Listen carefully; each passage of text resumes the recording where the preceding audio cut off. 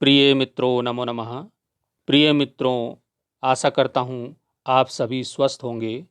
आज हम अपने इस वीडियो में अध्ययन करेंगे हमारी कक्षा 10 की संस्कृत की पाठ्य पुस्तक शैमुशी से पंचम पाठ के अभ्यास प्रश्न उत्तरों का। मित्रों, जो हमारा पंचम पाठ है वो है जननी तुल्य वत्सला, अर्थात माँ जो है अपने सभी पुत्रों से समान रूप से प्रेम करती है, वो यहाँ पर बताया गया है। इस पाठ का हम अध्ययन अपने पिछले वीडियो में कर चुके हैं। उस वीडियो का लिंक मैं आपको यहीं पर डिस्क्रिप्शन बॉक्स में दे दूँगा। वहाँ से आप उस वीडियो को देख करके पाठ का संपूर्ण अध्ययन, उसका हिंदी अनुवाद जान सकते हैं, उसका अध्ययन कर सकते हैं। आज हम यहाँ पर अध्ययन करेंगे अभ्यास प्रश्न उत्तरों का। तो चलिए, अभ्यास प्रश्न हमारे सामने हैं, हम इनका अध्ययन प्रारंभ करते हैं। हमारा जो पहला प्रश्न है वो एक पदेन उत्तरत का है। पहला प्रश्न है एक पदेन उत्तरत। एक पदेन का अर्थ होता है मित्रों, एक शब्द में हमें उत्तर देना है। तो किस प्रकार से हम एक एक शब्द में उत्तर दे सकते हैं? देखिए, प्रश्न संख्या 1 का क है वृषभः दीनः इति जानन्नपि क तं नुद्यमान आसीत्। जो बैल था, एक बैल, वो बड़ा कमज़ोर था, यह जानते हुए भी उसको पिटाई कर रहा था। वो कौन पिटाई कर रहा था? तो पिटाई करने वाला था किसान। तो यहाँ आ जाएगा कृषकः। तो इसका उत्तर हो जाएगा कृषकः। तो ये एक पदेन जो हमारे उत्तर होते हैं वो एक शब्द में उत्तर देना है। तो हमारा एक शब्द का ये उत्तर हो गया कृषकः। दूसरा प्रश्न हमारा इसमें है वृषभः कुत्र पपात। बैल कहाँ गिर गया? तो बैल गिर गया था खेत में। तो खेत को हम बोलते हैं क्षेत्रे। खेत में वो गिर गया था, क्षेत्रे इसका उत्तर हो जाएगा। अगले प्रश्न की ओर चलेंगे। दुर्बले सुते कस्या अधिका कृपा भवति। जो दुर्बल पुत्र होता है, कमजोर पुत्र होता है, उस पर किसकी अधिक कृपा होती है? तो दुर्बल पुत्र पर माँ की कृपा अधिक होती है। तो यहाँ इसका उत्तर हो जाएगा मातु। मातु लिखेंगे। अगले चौथे प्रश्न की ओर चलेंगे।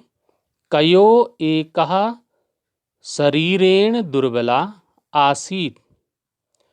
एक किन में से जो है एक शरीर से दुर्बल था, कमजोर था? तो जो दो बैल थे, किसान के दो जो बैल थे, उनमें से एक बैल क्या था? वो कमजोर था। तो इसका उत्तर हो जाएगा बलि वर्धयो। दो बैल में से जो एक बैल था वो क्या था? कमजोर शरीर का था। तो इसका उत्तर हो जाएगा बलिवर्धयो। अगले प्रश्न की ओर चलेंगे। चंडवातेन मेघरवेश सह का समजायत।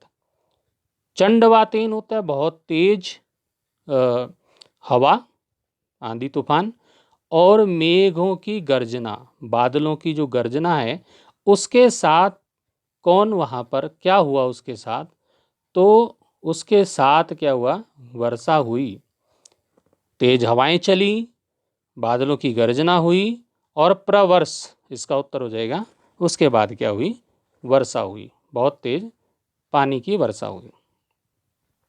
तो इस प्रकार हम क्या कर सकते हैं? एक पद में उत्तरों को यहाँ पर इस प्रकार से लिख सकते हैं। मित्रों, प्रश्न संख्या 2 की ओर चलेंगे। प्रश्न संख्या 2 क्या कहता है?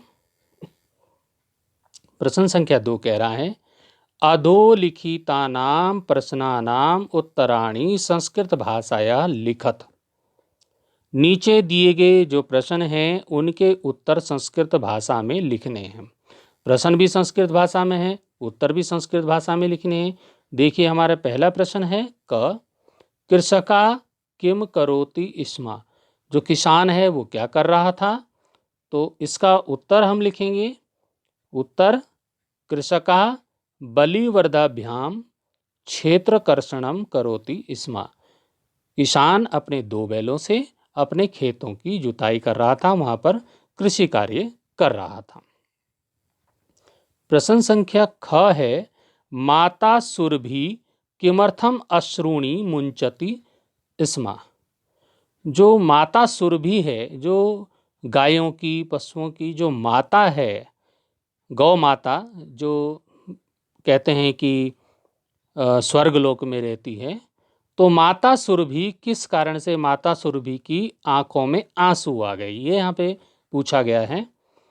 तो इसका उत्तर हो जाएगा भूमोपतितो, भूमि पर गिरे हुए, स्वपुत्रम दृष्टवा, अपने पुत्र को देखकर, जो कमजोर जो पुत्र, उसका जो बैल है, उसका पुत्र नीचे जमीन पे गिर गया था किसान की पिटाई से, तो वो जब नीचे गिर गया तो सुरभि माता की आंखों में क्या आ गए, आंसू आ गई। तो भूमोपतिता स्वपुत्रम दृष्टवा माता सुरभि अश्रूणि मुंचति स्म। भूमि पर गिरे हुए अपने पुत्र को देखकर माता सुरभि की आंखों में आंसू आ गए। अगले प्रश्न की ओर चलेंगे। ग है, सुरभि इंद्रस्य प्रश्नस्य किमुत्तरम ददाति। सुरभि ने, माता सुरभि ने इंद्र के प्रश्न का क्या उत्तर दिया? तो क्या उत्तर दिया, देखिए, सुरभि इंद्रस्य प्रश्नस्य उत्तरम ददाति। सुरभि ने इंद्र के प्रश्न का उत्तर देती है वो, यत कि स स्वपुत्र से दैन्यम दृष्टवा रोदिति। वह अपने पुत्र की दीन दशा को देख करके रो रही है। अगला प्रश्न है, मातु अधिका कृपा कस्मिन भवति। माँ की अधिक कृपा किस पर होती है? उत्तर हो जाएगा मातु अधिका कृपा दीने पुत्रे भवति। माँ की जो अधिक कृपा अपने दीन दुखी पुत्र पर ज्यादा होती है, ये यहाँ पर बताया गया है। अगला जो हमारा प्रश्न है वो है इंद्र दुर्बल वृषभस्य कष्टानि अपाकर्तुम किम कृतवान। इंद्र ने जो है दुर्बल, जो कमजोर बैल था, उसके कष्टों को दूर करने के लिए क्या किया? तो इंद्रः दुर्बल वृषभस्य कष्टानि अपाकृतुम अतिवृष्टि कृतवान। इंद्र जी ने, इंद्र देवराज इंद्र ने दुर्बल बैल जो था उसके कष्टों को दूर करने, उसके कष्टों के निवारण करने के लिए अतिवृष्टि करी, बहुत ज़्यादा बारिश की। बहुत ज़्यादा बारिश होने से क्या हुआ, किसान हल बैल को निकाल करके अपने घर की ओर चल दिया, और बाद में जब बारिश हुई तो खेत भी जुताई के लिए अच्छा हो गया, जिससे बैलों को कम ताकत लगानी पड़ी। आगे चलेंगे। अगला प्रश्न हमारा क्या कह रहा है, जननी कीदृशी भवती। जननी जो माँ है वो कैसी होती है? तो उत्तर है बहुत ही अच्छा, यहाँ पर पूछा है प्रश्न, और बहुत ही अच्छा उत्तर है जो पाठ से संबंधित है। जननी तुल्य वत्सला भवती। माँ तुल्य वत्सला होती है, अपने सभी पुत्रों से समान प्यार प्रेम करने वाली होती है।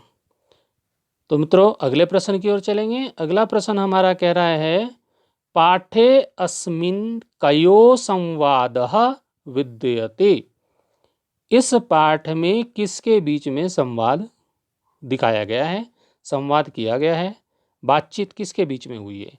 तो उत्तर हो जाएगा अस्मिन् पाठे इंद्रस्य सुरभे च संवादः विद्यते। इस पाठ में इंद्र के और सुरभि के, जो माता सुरभि है, उनके बीच में संवाद दिखाया गया है। अगले प्रश्न की ओर चलेंगे। प्रश्न संख्या 3 क्या कहता है? प्रश्न संख्या 3 कह रहा है, क स्तंभे दत्तानां पदानां मेलनम ख स्तंभे दत्तई समानार्थक पदई कुरुत।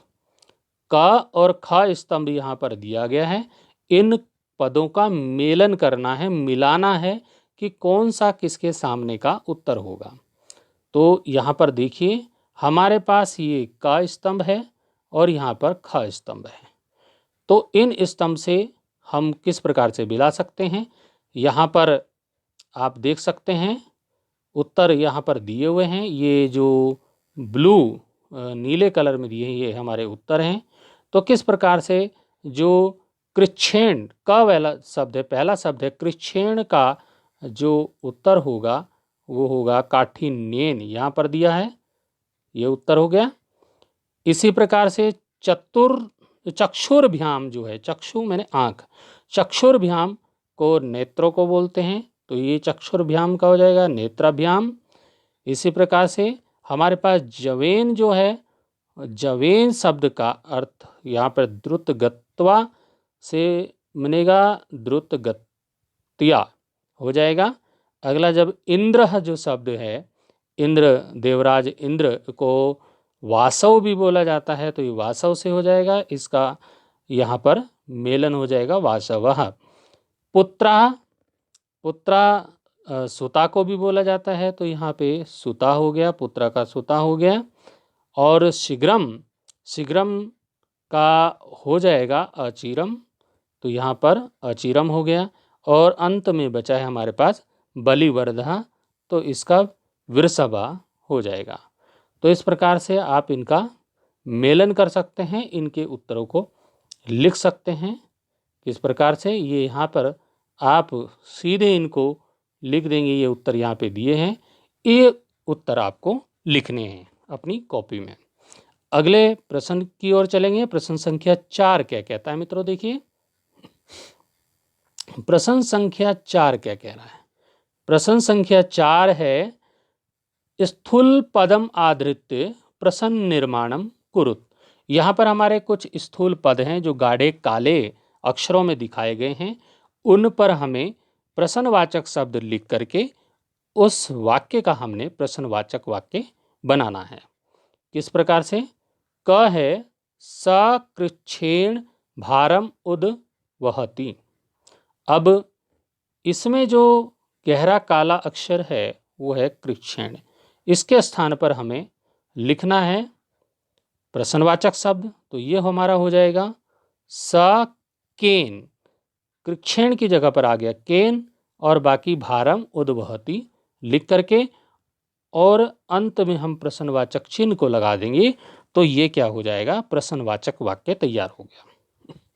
इसी प्रकार से हमारे पास ख है, ख में आप देखिएगा यहाँ पे सुराधीप गाढ़े काले में लिखा है, तो और आगे ये ताम अपृच्छत है, तो सुराधीपाः ताम अपृच्छत, सुराधीप यानी कि देवराज इंद्र ने उससे पूछा।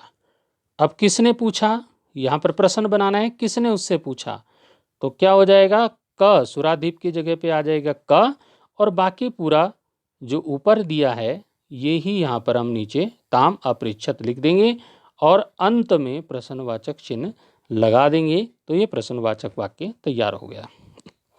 ग की ओर चलेंगे। ग है अयम अन्येभ्यो दुर्बलः, तो इसमें आपको दिखाई दे रहा होगा जो अन्येभ्यो शब्द है ये यहाँ पे क्या है, स्थूल पद है, ये यहाँ पर गाढ़े काले में लिखा है, ये अलग से दर्शाया गया है, तो इसके स्थान पर हम यहाँ पे केभ्य लिख देंगे, तो ये हमारा प्रश्नवाचक वाक्य अयम केभ्य दुर्बलः, और अंत में हम यहाँ पर प्रश्नवाचक चिन्ह लगा करके प्रश्नवाचक वाक्य तैयार हो जाएगा। इसी प्रकार से अगले ओर चलेंगे, आगे देखेंगे। यहाँ पर हमारे पास जो शब्द है वो है धेनु नाम, ये शब्द हमारे स्थूल पद हैं, तो इसके स्थान पर हमने लिख दिया कासाम, और पूरा माता सुरभि आसीत, माता सुरभि आसीत लिख देंगे, और अंत में हम प्रश्नवाचक चिन्ह लगा देंगे, और ये हमारा प्रश्नवाचक वाक्य तैयार हो गया। इसी प्रकार से मित्रों अगले वाले भी चलेंगे, तो इसमें हमारा सहस्राधिकेषु ये जो शब्द है ये स्थूल पद है। अब इससे आगे पुत्रेषु सतस्वपि सा दुखी आसीत ये लिखा है। अब हम क्या करना है, स्थूल पद के स्थान पर हमें प्रश्नवाचक शब्द लिखना है, वो है हमारा केसु। अब आगे हम पूरा वही उतार देंगे जो ऊपर लिखा है, पुत्रेषु सतस्वपि सा दुखी आसीत, और अंत में प्रश्नवाचक चिन्ह लगा करके हमारा ये प्रश्नवाचक वाक्य तैयार हो गया। मित्रों चलते हैं प्रश्न संख्या 5 पर। प्रश्न संख्या 5 क्या कहता है? प्रश्न संख्या 5 कह रहा है कि रेखांकित पदे यथा स्थानम संधिम विच्छेदम व कुरुत। ये कहता है प्रश्न की जो रेखांकित पद हैं, अब रेखांकित पद कौन से हैं? तो मित्रों रेखांकित पद वो हैं जिनके नीचे रेखा लगी हुई है। रेखा माने लाइन लगी है। देखो इसके नीचे लाइन लगी है, इसके नीचे लाइन लगी है, इसके नीचे लाइन लगी है, ठीक है, और इसके नीचे भी लाइन लगी है। तो ये रेखा अंकित हैं। रेखांकित जिनके नीचे लाइन अंडरलाइन की लगी है, नीचे लाइन लगी है, वो क्या है? रेखांकित हैं, रेखा उनमें लगी हैं। अब इन रेखांकित शब्दों का क्या करना है? इन रेखांकित शब्दों का संधि विच्छेद या संधि करनी है। जो संधि विच्छेद पहले से हैं उनकी संधि कर दो, जो अलग अलग हैं उनको संधि मतलब जोड़ कर लिखना है, जो इकट्ठा है उसको अलग अलग करके लिखना है, तो वो संधि विच्छेद हो जाएगा। चलते हैं प्रश्न संख्या क पर। कृषकः क्षेत्रकर्षणम कुर्वन् आसीत्, इसके स्थान पर ही इसको हमने संधि करके लिखना है, क्योंकि अलग अलग है तो संधि करके लिखेंगे। तो आप यहाँ देखिएगा क्या हो गया, इसका उत्तर हो जाएगा कुर्वन् आसीत का हो जाएगा कुर्वान आसीत। ये शब्द हमने, हमारा उत्तर ये हुआ। इसी प्रकार अगला हमारे पास जो प्रश्न है वो है तयोरेकः वृषभः दुर्बलः आसीत। उनमें से जो एक बैल था वो दुर्बल था। तो अब तयोरेकः का जब हम संधि विच्छेद करेंगे तो तयो प्लस एकः हो जाएगा तयोरेकः। तो हम इस उत्तर को यहाँ पर लिख देंगे। ग में चलेंगे। ग है तथापि वृषा न उत्थिता। न उत्थिता का जब हम संधि करेंगे तो नौत्थिता हो जाएगा। ये उत्तर हमको नोट करना है। हमारे पास घ है सतस्वपि बहुश पुत्रेषु अस्मिन् वात्सल्यम कथम, कि तुम्हारे तो बहुत सारे पुत्र हैं फिर भी इसी पुत्र पर इतना प्रेम क्यों? तो यहाँ पर जो ये शब्द है, रेखांकित शब्द है सतस्वपि, इसको हम सत्सु और अपि दो हिस्सों में बांट करके संधि विच्छेद हो जाएगा। अगला हमारा प्रश्न है, देखिए यहाँ पर कई हिस्सों में ये बटा हुआ है हमारा रेखांकित जो शब्द है। इसमें देखिएगा आप कि इसमें तथा शब्द है, अपि शब्द है, अहम शब्द है, ए तस्मिन शब्द है। इन सब को जोड़ करके हमारे पास जो शब्द बनेगा वो तथापि अहम एतस्मिन, ये शब्द बनेगा। तथापि अहम एतस्मिन शब्द, इन सब को जोड़ करके ये हो गया संधि इकट्ठा होकर के। और ये यहाँ पर क्या था? ये था संधि विच्छेद। अगला जो च है, इसमें च देखिए, मैं बहूनी अपत्यानि संति, मेरे बहुत सारे पुत्र हैं, मेरे बहुत सारी संतानें हैं। तो अब हमारे पास जो शब्द है जिसको हमने संधि करना है वो है बहूनी अपत्यानि। अब इसका क्या हो जाएगा? बहून्य पत्यानि, ये शब्द इसका उत्तर हो जाएगा। आगे चलेंगे तो हमारे पास ये जो है क्या है? सर्वत्र जल पल्लवः संजाता, सभी जगह जल पल्लव हो गया, पानी पानी हो गया। अब हमने इस जल पल्लवः, जलोपल्लवः को क्या करना है? संधि विच्छेद करना है। तो इसका संधि विच्छेद जो है वो हो जाएगा जल प्लस उपप्लवः। इस तरह से इनको संधि विच्छेद हम कर देंगे। प्रश्न संख्या 6 की ओर चलेंगे मित्रों। प्रश्न संख्या 6 क्या कहता है? प्रश्न संख्या 6 देखिए, प्रश्न संख्या 6 कहता है अधोलिखितेषु वाक्येषु रेखांकित सर्वनाम पदम कस्मै प्रयुक्तम।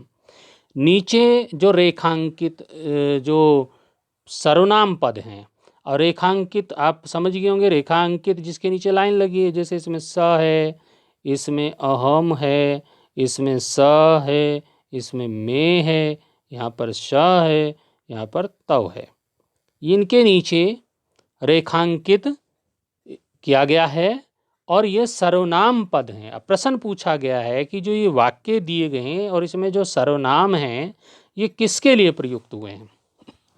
अब हमारे पास पहला वाक्य है, सा च अवदत् भो वासौ अहम भृशं दुखिता अस्मि। उसने कहा, भो वासौ, हे इंद्र, हे महाराज इंद्र, अहम भृशं दुखिता अस्मि, मैं बहुत दुखी हूँ। किसने कहा ये? तो ये सुरभय ने कहा, सुरभि ने कहा ये, तो सुरभई यहाँ पर हम इसको लिख देंगे।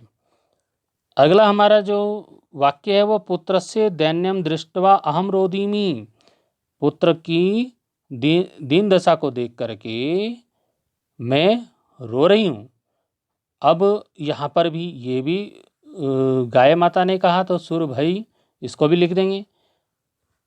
अगला जो है इसमें ग वो है, सा दीना इति जानन अपि कृषकः तम पीड़यति। वह बहुत ही कमज़ोर है, यह जानते हुए भी किसान उसको पीटता है, पिटाई कर रहा है। किसके लिए कहा गया है? ये वृषभाय, बैल के लिए ये कहा गया है ये वाक्य। अब यहाँ पर अगला वाक्य है, मैं बहूनी अपत्यानी संति, मेरे बहुत सारी संतानें हैं। तो ये सुरभि ने कहा है, तो सुरभई हम यहाँ पर लिख देंगे। अगला जो हमारा है वो है, स च ताम एवं अशांतवयत। ये इंद्राय, इंद्र जी ने सांत्वना दी सुरभि माता को। अब अंत में है, सहस्रेषु पुत्रेषु सतस्वपि तव अस्मिन् प्रीति अस्ति। तो ये किसके लिए कहा गया है?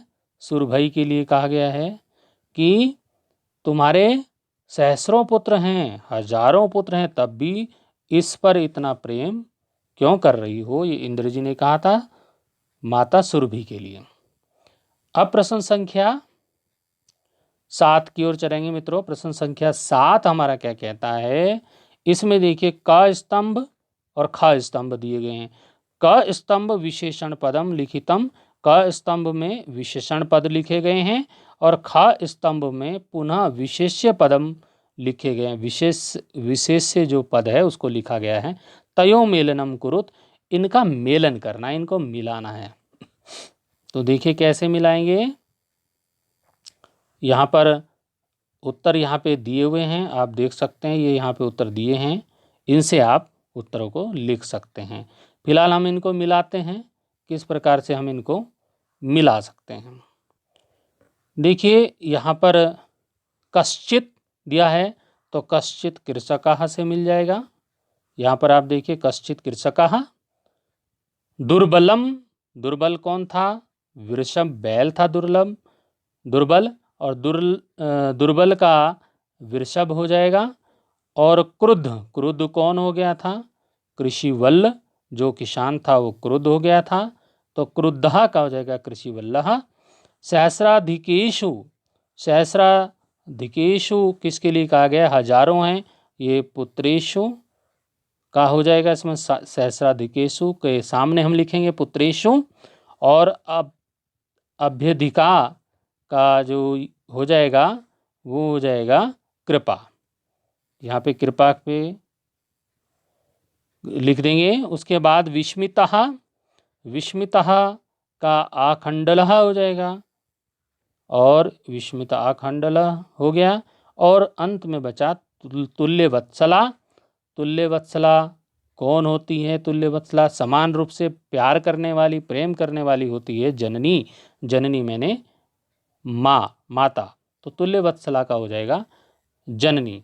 तो इस प्रकार मित्रों, इस प्रश्न के जब उत्तर आप लिखेंगे तो ये उत्तर यहाँ से आप, ये उत्तर इसका, ये हमारा इधर प्रश्न हो गया और ये इधर हमारा क्या हो गया? उत्तर हो गया। तो इस प्रकार से आप जो ये हमारी सैमोसी पुस्तक से जो हमारा पाठ है, पंचम पाठ जननी तुल्य वत्सला, इसके आप अभ्यास प्रश्नों को अच्छी प्रकार से समझ गए होंगे। मित्रों, हम ये वीडियो जो बनाते हैं ये आपको आसानी हो, आपको किसी प्रकार के प्रश्न उत्तरों को समझने में कोई परेशानी ना हो, इसलिए हम आपकी सहायता के लिए वीडियो का निर्माण करते हैं। आप सभी इन प्रश्नों का अच्छी प्रकार से अध्ययन करें, अच्छी प्रकार से समझें। कुछ समझ में ना आए तो आप कमेंट अवश्य करें। अच्छा लगे तो अच्छा कमेंट करें, बुरा लगे तो बुरा कमेंट करें, लेकिन वीडियो को लाइक अवश्य करें, शेयर अवश्य करें और अपने मित्रों तक इसको अवश्य पहुंचाएं, जिससे सभी इसका लाभ ले सकें। धन्यवाद। फिर मिलेंगे अगले वीडियो में।